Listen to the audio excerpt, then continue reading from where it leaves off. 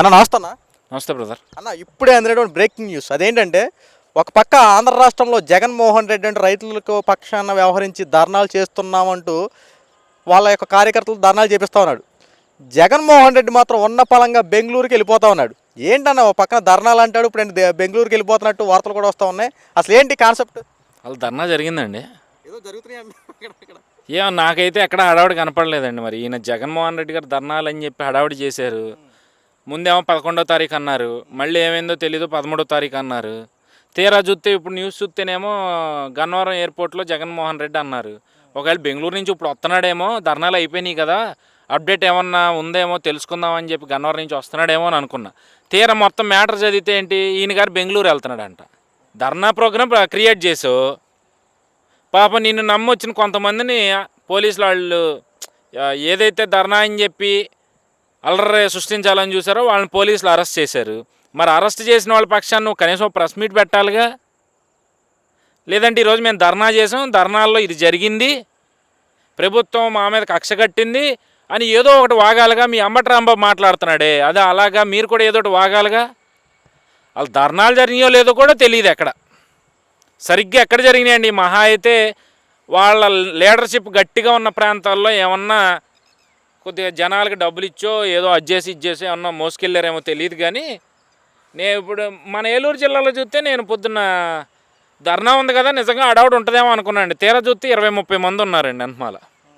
మరి ఇంత దారుణంగా ధర్నాలు కూడా చేస్తారని నాకైతే తెలియదు. మరి ఇప్పుడు మరి ఇంత హడావిడి పెట్టుకుని ఈయన బెంగళూరు అర్జెంటుగా ఎందుకు పరిగెడుతున్నాడు నాకైతే తెలియదు. మరి మేబీ ఇక్కడుంటే ఈయన కూడా అరెస్ట్ చేస్తారని భయపడ్డాడో ఏమో తెలియదు. ఎందుకంటే తమ్ముడిని అరెస్ట్ చేశారంటున్నారు కదా అవినాష్ రెడ్డి గారిని. ఇదే మరి ఈ అరెస్ట్ను వాడుకున్న ఆయన సిబిఐ వాళ్ళు కూడా మరి దాన్ని వాళ్ళ చేతిలో తీసుకోవచ్చు. ఎందుకంటే గతంలో అవినాష్ రెడ్డిని అరెస్ట్ చేయడానికి పోలీసులు వెళ్తే వాళ్ళకి చుక్కలు చూపించారండి. పోలీసులు ఇన్ ద సెన్స్ సిబిఐ వాళ్ళు వెళ్తే వాళ్ళకి చుక్కలు చూపించారు, అరెస్ట్ కూడా చేయనివ్వకుండానే ఇబ్బంది పెట్టారు. ఈరోజు కూడా అదే వాతావరణం సృష్టించారు అక్కడ. పోలీసులు కొంచెం తెగించి వాళ్ళని పట్టుకుని వెళ్తే ఎన్మాల అవినాష్ రెడ్డిని తీసుకెళ్తుంటే ఎన్మాల వైసీపీ రౌడీ గుంపు ఎన్మాల పరిగెట్టిందండి. సో మరి అవినాష్ రెడ్డిని అరెస్ట్ చేశారు కాబట్టి మళ్ళీ తర్వాత నన్ను కూడా అరెస్ట్ చేస్తారేమో భయపడి బెంగళూరు వెళ్ళిపోయాడేమో తెలీదు. జగన్మోహన్ రెడ్డి గారు అరెస్ట్ చేస్తే మీకు ఏమవుద్దండి? సునీతమ్మ గారితో చెప్పారుగా మీరు, 11 ఉన్నాయి, మహా అయితే ఇంకోటి అయితే ఏమవుతుంది 12ది అన్నారు కదా. ఆల్రెడీ 11 నెలలు జైల్లో 16 నెలలు జైల్లో ఉండొచ్చారు. అరెస్ట్ చేస్తే ఏమవుద్ది, ఇంకో 2 రోజులు 3 రోజులు ఈ అంశంలో అరెస్ట్ చేస్తారు. ఏమో ఈ అరెస్ట్ అని చెప్పి పాత కేసులు కూడా తవ్వుతారేమో, భయపడ్డారేమో నాకైతే తెలియదు. కానీ మీరు చిత్తశుద్ధిగా ప్రజల పక్షాన్ని నిలబడాలి అనుకుంటే ఏ ప్రభుత్వానికైనా కొంత సమయం ఇచ్చి ఆ సమయంలో వాళ్ళు చెప్పిన చెయ్యకపోతే అప్పుడు ఆ ప్రభుత్వం మీద పోరాటాలు చేయాలి. అది మానేసి 6 నెలలు కూడా పూర్తి అవ్వకుండానే ఒక కార్యాచరణని రూపొందించేసి దాని ప్రకారం మేము ధర్నాలు చేస్తాము, దాని ప్రకారమే మేము గొడవలు చేస్తాము, దాని ప్రకారమే శాంతి భద్రతల్ని అదుపు తప్పేలా చేస్తాము, శాంతి భద్రతలు లేకుండా అల్లర్లు సృష్టిస్తాము అంటూ కూడా పనికి మాలిన ప్రెస్ మీట్లు పెట్టుకుంటా మాట్లాడిన తీరు ఏదైతే ఉందో ఈరోజు మరి ఆ మాటల తీరంతా ఏమైపోయిందండి? ధర్నా అన్నవాడివి పూర్తిగా ఆ ధర్నా అయ్యి అక్కడ ఏం జరిగిందో తెలుసుకుని అక్కడ ఏదైనా అక్కడ ఎవరన్నా బలి అయితే వాళ్ళ గురించి ఒక ప్రెస్ మీట్ పెట్టి మాట్లాడి చేయాల్సింది పోయి ఏమాన ఎక్కి వెళ్ళిపోతే ఎట్లా అండి జగన్మోహన్ రెడ్డి గారు? ఏమో దీని మీద హడావుడిగా ఏమన్నా రికార్డ్ చేసేసారేమో నాకైతే తెలియదు. ఎందుకంటే వీళ్ళకి అలవాటే కదా రికార్డ్ చేసి ఎడిటింగ్ చేసి ఇదే లైవ్ అని చెప్పుకోవడం వీళ్ళకి అలవాటే కదా. ఒకవేళ అలాగే ఏమైనా చేశారేమో నాకు తెలియదు. కానీ అలా అయినా సరే ఈ పార్టీకి రిలీజ్ చేయాలి కదా. లేదంటే ఈయన ఇప్పుడు ప్రెస్ మీట్ పెట్టినా ఎవడో చూడ్డో అల్లు అర్జున్ గారు అరెస్ట్ గురించి రాష్ట్రం అంతా డిస్కషన్ నడుస్తుందని చెప్పి ఏమన్నా అనుకుంటున్నాడేమో నాకైతే తెలీదు. బట్ ఏదేమైనా జగన్మోహన్ రెడ్డి గారు మాత్రం పారిపోతున్నాడండి. గతంలో ఎన్నికల సమయంలో 11 సీట్లు ఇచ్చి ప్రజలు తరిమి కొడితే పారిపోయి 2 నెలల తర్వాత రాష్ట్రంలో అడుగుపెట్టి 1-2 నెలల తర్వాత రాష్ట్రంలో అడుగుపెట్టి ముసలి కన్నీరు కార్చాడు. అయ్యో అందరికీ అన్నీ ఇచ్చాను, మరి ఎందుకు వాడగొట్టారో నాకు తెలియదు. మరి ఈయన వచ్చి రాగానే మొదలు పెట్టేశాడు ప్రభుత్వం మీద, అది చేయలా, ఇది చేయలా, అదమాలు చేయలా, ఇదమాలు చేయలా అని. సో వీళ్ళకి ఎంతవరకు అధికారమే కావాలండి. అధికారం లేకపోతే జగన్మోహన్ రెడ్డి గారికి నిద్ర పట్టదో ముద్ద దిగదో. సో ఏదో రంగా అలా సృష్టించాలని చూశాడు, వర్కౌట్ అవ్వాలా.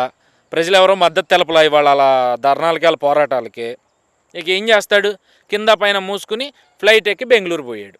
మామూలుగా అయితే ఇప్పుడు రైతుల పక్షాన ఉంటాను పోరాడతానని చెప్పి పార్టీని బలోపేతం చేసి ఈయన వెళ్ళిపోవడం మరి పార్టీలో బలిష్టంగా ఏం ఉండదు కదన్నా, వెళ్ళిపోవడం కరెక్ట్ కదంటారు? కరెక్ట్ కదా. ఏం బలోపేతం చేశాడు నా బొంద?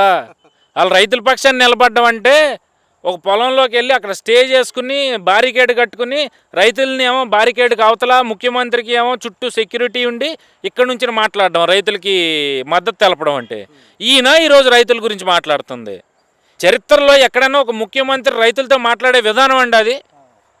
అది కూడా 4 ఏళ్ళు బయటికి రాల, ఆఖరి సంవత్సరం బయటకు వచ్చి ఆ విధంగా కనీసం సర్లే ఏదోలాగా వచ్చాడులే అని అనుకుంటారని ఆ స్టే చేసుకుని జనాల్లోకి వెళ్ళాడు తప్పితే, అసలు రైతులకి సమస్య వచ్చిందంటే నేరుగా ఆ పొలాల్లోకి అడుగుపెట్టి అక్కడ రైతులకి ఏం జరుగుతుంది, వాళ్ళకి ఏం అన్యాయం జరుగుతుంది అని తెలుసుకోవాలి. అది తెలుసుకోకుండా Bengaluru to Gannavaram daily service చేసి ఒక ప్రెస్ మీట్ పెట్టేసి రైతులకు అన్యాయం జరిగిపోతుంది, రైతులకు డబ్బులు పడట్లేదు అని చెప్పి ఈయన ఎలా చెప్తాడండి? ఈయన దగ్గరికి ఏ రైతన్న వచ్చి కంప్లైంట్ ఇచ్చాడా? మేబీ మీ వైసీపీ కార్యకర్తలు మీ దగ్గర మార్కులు కొట్టడానికి, మిమ్మల్ని కలవడానికి ఏదో సాకు చెప్పాలని చెప్పి ఈ విధంగా ఏమైనా వచ్చి చెప్పారేమో నాకు తెలియదు. మీరు ప్రజలు చేసిందేం లేదు. ఈరోజు ఏదో రైతులు పక్షాన ఉన్నట్టుగా మీరు ఏడిసే ఎదవ ఏడుపులు, మీరు కారుస్తున్న ముసలి కన్నీరు చూసి జనాలు హర్షించే స్థాయిలో లేరు. అందుకే మిమ్మల్ని తరిమి కొట్టారు. నేను మాట్లాడితే ప్రజల పక్షం అంటా ఉన్న ఈ జగన్మోహన్ రెడ్డి మరి ప్రజల పక్షాన్ని నిలబడాలి కదా.